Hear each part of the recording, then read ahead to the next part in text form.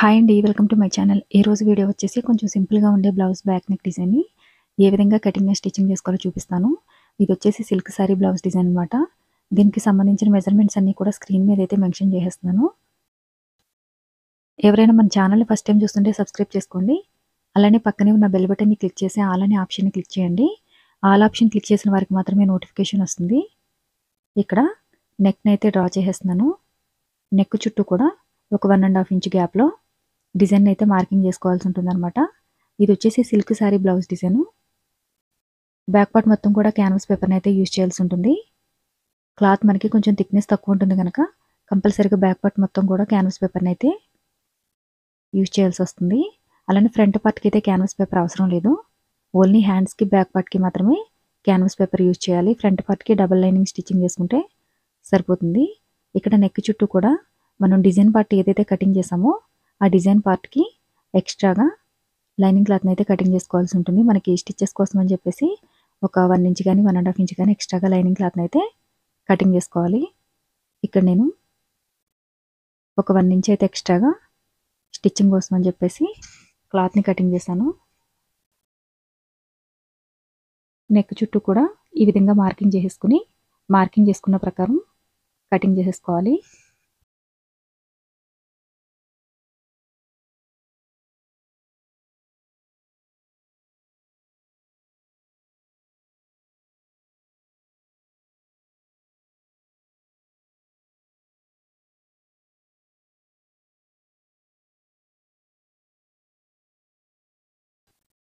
ఇప్పుడు ఈ back part pieces అన్నింటికి కూడా క్యాన్వాస్ పేపర్‌ని అయితే స్టిచ్చింగ్ చేసుకోవాల్సి ఉంటుంది. చుట్టూ కూడా స్టిచెస్ వేసేసుకున్న తర్వాత ఎక్స్ట్రాగా ఉన్న క్యాన్వాస్ పేపర్ ఏదైతే ఉందో దీన్ని కటింగ్ చేసేసుకుని మెయిన్ ఫ్యాబ్రిక్‌ని స్టిచ్చింగ్ చేసుకోవాలి. ఇక్కడ వచ్చేసి మనం ప్యూర్ సిల్క్ సారీతో డిజైనర్ బ్లౌజ్‌ని అయితే స్టిచ్చింగ్ చేస్తున్నానన్నమాట. క్లాత్ అయితే కొంచెం చివర ఎక్స్ట్రాగానే తీసుకోవాల్సి ఉంటుంది. మనకి సిల్క్ క్లాత్ కదా, ఫోల్డింగ్ చేసేటప్పుడు తక్కువైపోకుండా కొంచెం ఎక్స్ట్రాగానే క్లాత్‌ని అయితే తీసుకున్నాను. క్లాత్ ట్రాన్స్పరెంట్‌గా ఉండడం వల్ల నేను పై వైపు నుంచి స్టిచెస్ అయితే వేసేస్తున్నాను. ఇప్పుడు దీన్ని అవతల వైపుకి ఫోల్డింగ్ చేసేసి కొంచెం ఈజీగా స్టిచ్చింగ్ చేసుకోవాలనుకుంటే గనక దీన్ని ఐరన్ చేసుకుంటే మీకు ఇంకా స్టిచ్చింగ్ చేయడానికి ఈజీగా ఉంటుంది. ఇలా స్టిచ్చింగ్ చేసుకుని చుట్టూ ఎక్స్ట్రా ఉన్న క్లాత్ ఏదైతే ఉందో దీన్ని కటింగ్ చేసేయాలి. ఇలా 2 సైడ్స్ కూడా స్టిచ్చింగ్ చేసేసుకోవాలి. బిగినర్స్ కోసం సింపుల్ బ్లౌజ్ డిజైన్స్‌ని స్టిచ్చింగ్ చేయమని అడుగుతున్నారు కదా, దానికి సంబంధించి వీడియోస్ అయితే వేరే ఛానల్‌లో అయితే అప్లోడ్ చేస్తున్నాను. ఆ ఛానల్‌కి సంబంధించిన లింక్ అయితే డిస్క్రిప్షన్‌లో ఇస్తాను. బిగినర్స్ ఎవరైనా సరే సింపుల్‌గా బ్లౌజ్ డిజైన్‌ని స్టిచ్చింగ్ చేసుకోవాలనుకుంటే ఆ ఛానల్‌ని డైలీ ఫాలో చేయడానికి ట్రై చేయండి. ఇక్కడ వచ్చేసి మెరూన్ కలర్ క్లాత్ తీసుకున్నాను. ఇది క్రాస్‌గా కటింగ్ చేసిన క్లాత్. దీన్ని 1 సైడ్ స్టిచ్చింగ్ చేసేసాను. ఇప్పుడు మనం ఆల్రెడీ స్టిచ్ చేసి పెట్టుకున్న ఈ 2 పీసెస్ ఏవైతే ఉన్నాయో వీటికి పైపింగ్‌ని అయితే స్టిచ్ చేసుకోవాల్సి ఉంటుంది. ఈ పైపింగ్ వీలైనంత సన్నగా ఉండేలాగా చూసుకోవాలి. ఒకవేళ సన్నగా పైపింగ్ రావట్లేదనుకుంటే గనక థ్రెడ్ పైపింగ్‌ని అయితే స్టిచ్చింగ్ చేయండి.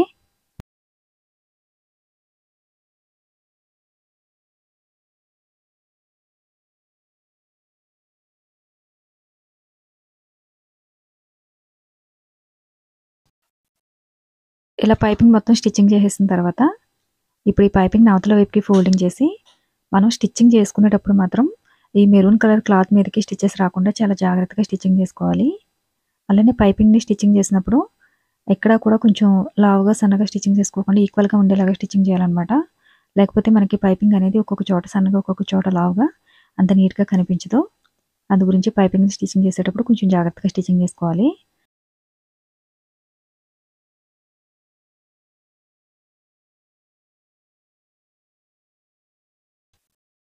ఇలా 2 పార్ట్స్‌కి కూడా పైపింగ్ చేసేసిన తర్వాత ఇప్పుడు మనకి నెక్ మిడిల్‌లో డిజైన్ పార్ట్ ఏదైతే ఉందో దీనికైతే క్యాన్వాస్ పేపర్‌ని స్టిచ్చింగ్ చేస్తున్నాను. ఇలా చుట్టూ కూడా స్టిచ్ చేసిన తర్వాత ఎక్స్ట్రా ఉన్న క్యాన్వాస్ పేపర్‌ని కటింగ్ చేసేసి ఇదొచ్చేసి మనకి కంప్లీట్‌గా సిల్క్ క్లాత్ కనుక డిజైన్ స్టిచ్చింగ్ చేయడం కొంచెం టఫ్‌గానే ఉంటుంది. ఎవరైనా ఒక 2, 3 టైమ్స్ అయితే సిల్క్ సారీ బ్లౌజ్‌ని స్టిచ్చింగ్ చేస్తే గనక మీకు కూడా ఈజీగానే ఉంటుంది.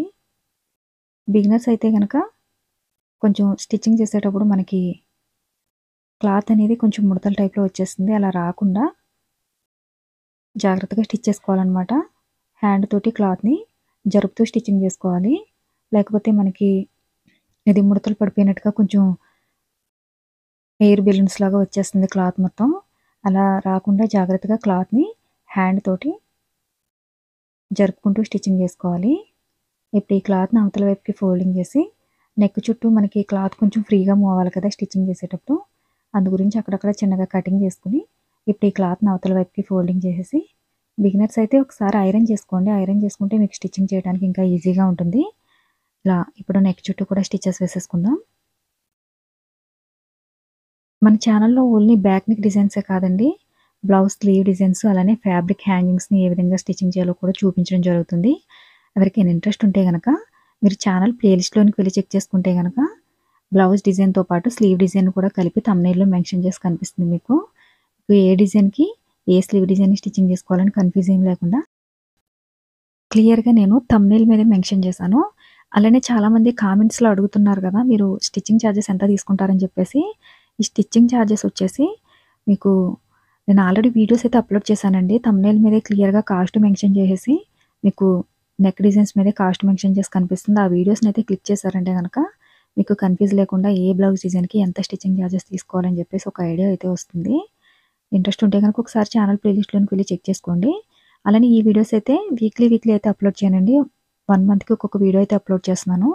మీరు ఒకవేళ పాత వీడియోస్‌కి కాస్ట్ ఎంత అని చెప్పేసి ఏమైనా డౌట్స్ ఉంటే గనక ఒకసారి మీరు ఛానల్ ప్లేలిస్ట్‌లోనికి వెళ్లి చెక్ చేసుకొని వీడియోస్ అయితే చూస్తే మీకు క్లియర్‌గా అర్థమవుతుంది.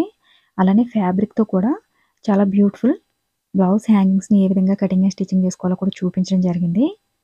వాటిని కూడా ప్లేలిస్ట్‌లో చెక్ చేసుకోండి. బ్లౌజ్ హ్యాంగింగ్స్ అని చెప్పేసి కనిపిస్తుంది ప్లేలిస్టు. దానిలో అయితే మీకు ఫ్యాబ్రిక్‌తో ఎంత మంచి డిజైన్స్‌ని అయితే స్టిచ్చింగ్ చేసుకోవాలో చూపించడం జరిగిందనమాట. ఇప్పుడు నెక్ చుట్టూ కూడా పైపింగ్ చేసేస్తున్నాను. ఈ పైపింగ్ మొత్తం కూడా మనకి క్లాత్ కొంచెం నెక్ చుట్టూ తిరిగేటప్పుడు కొంచెం ఫ్రీగా మూవ్ అవ్వడం కోసం అని చెప్పేసి చిన్నగా కటింగ్ అయితే చేశాను. మనం హెమ్మింగ్ చేసుకున్నప్పుడు ఈ కటింగ్స్ మొత్తం కూడా కనిపించకుండా నీట్‌గా హెమ్మింగ్ చేసేసుకోవాల్సి ఉంటుంది. ఇలా చివర ఉన్న క్లాత్‌ని అయితే కటింగ్ చేసేసి ఇప్పుడు ఒక 3 ఇంచెస్ లెంగ్త్ విడ్త్ ఉన్న క్లాత్‌ని తీసేసుకొని స్క్రీన్‌లో చూపించిన విధంగా ఫోల్డింగ్ చేసేసి ఇలా స్టిచ్ చేసి పెట్టుకోవాలనమాట డిజైన్ కోసం అని చెప్పేసి. కంప్లీట్‌గా మనకి నెక్ చుట్టూ ఎన్ని పీసెస్ అయితే అవసరం అవుతాయో అన్నింటిని కూడా ఈ విధంగా స్టిచ్చింగ్ చేసేసుకోవాలి.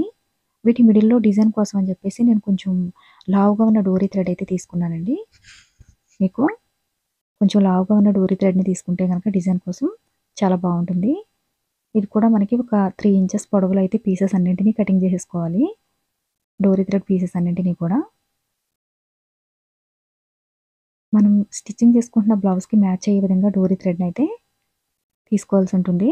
ఈ పీసెస్ అన్నింటిని కూడా ఇప్పుడు ఈ డిజైన్‌లో పెట్టేసి స్టిచ్ చేసుకోవాలనమాట. వీటి మిడిల్‌లో మనకి మీడియం సైజ్‌లో ఉన్న లేదంటే కొంచెం బిగ్ సైజ్‌లో ఉన్న బీడ్స్ పెట్టేలాగైతే చూసుకోవాలి.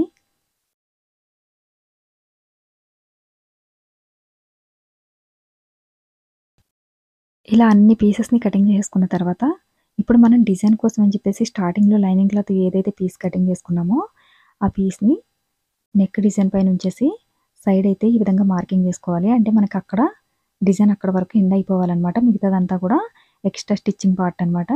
ఈ విధంగా మార్కింగ్ చేసేసుకున్న తర్వాత ఈ మార్కింగ్ ప్రకారం స్క్రీన్‌లో చూపిస్తున్నాను కదా! ఇలా ఈ పీసెస్ అన్నింటిని కూడా స్టిచ్ చేసుకోవాలి 2 సైడ్స్ కూడా.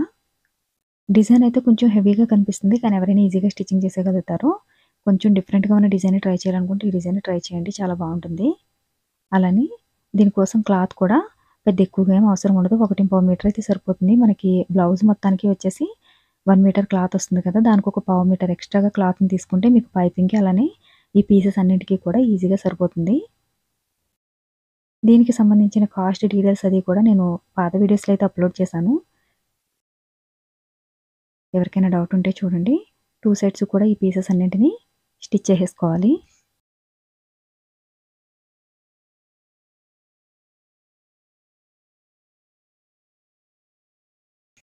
ఇప్పుడు మనం ఆల్రెడీ స్టిచ్ చేసి పెట్టుకున్న సైడ్ పార్ట్ ఏదైతే ఉందో వీటి రెండింటిని కూడా స్టిచ్చింగ్ చేసేసుకోవాలి.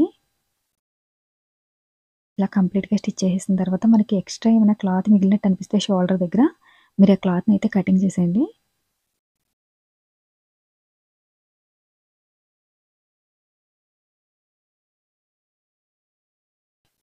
ఇప్పుడొచ్చేసి మనం స్టిచ్చింగ్ చేసుకున్న ఈ పీసెస్‌లో నేను మీడియం సైజ్‌లో ఉన్న బీడ్స్‌ని అయితే స్టిచ్చింగ్ చేస్తున్నాను. మీరు కావాలనుకుంటే ఇంకా కొంచెం పెద్ద సైజ్ బీడ్స్‌ని స్టిచ్చింగ్ తీసుకున్నా సరే బానే ఉంటుంది. వీడియో నచ్చితే లైక్ చేయండి, షేర్ చేయండి. Thanks for watching.